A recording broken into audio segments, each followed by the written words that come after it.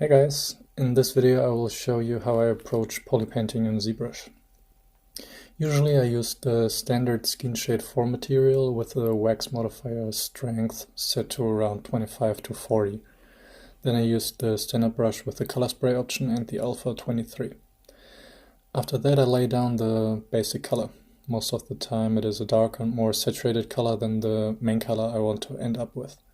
I also block in the major hue shifts and color areas, like in this case the green skin and the more reddish yellowish tones on his stomach and throat.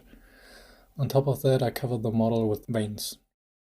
For that I used the drag rag option for the standard brush with the alpha 22.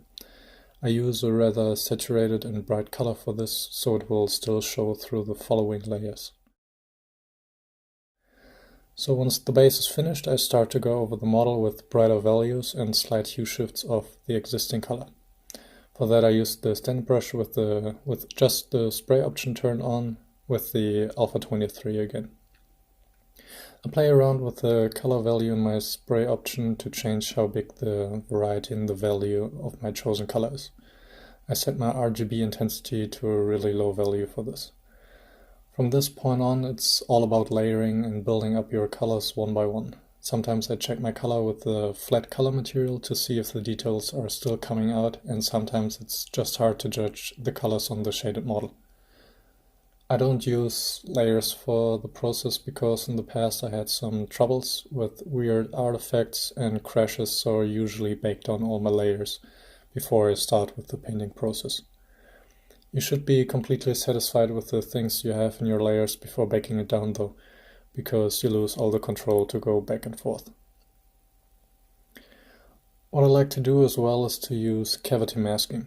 You can find it in the masking menu under Mask by Cavity. Just play around with the cavity profile and the intensity to get the result you want. I use it here to make the skin details in my Sculpt pop out a bit, using a sharp cavity profile with blur set to 1. Then I invert the mask so I can paint a darker color just in the cavities of my pores and wrinkles. This way the diffuse brings out the skin details. On top of that you can bake out a cavity map and overlay it over your diffuse map to make the details pop out even more.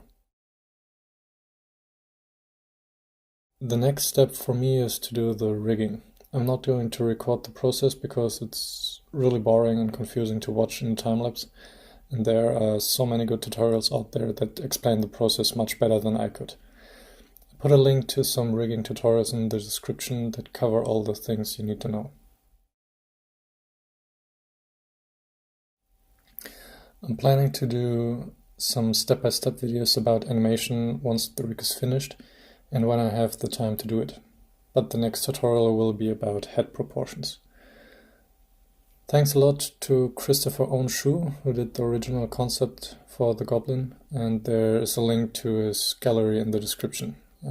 Make sure to check it out if you haven't done it yet. So let me know in the comments what you think about the videos, and I hope you have found this one helpful. Thanks a lot for watching, and I see you in the next video. Bye!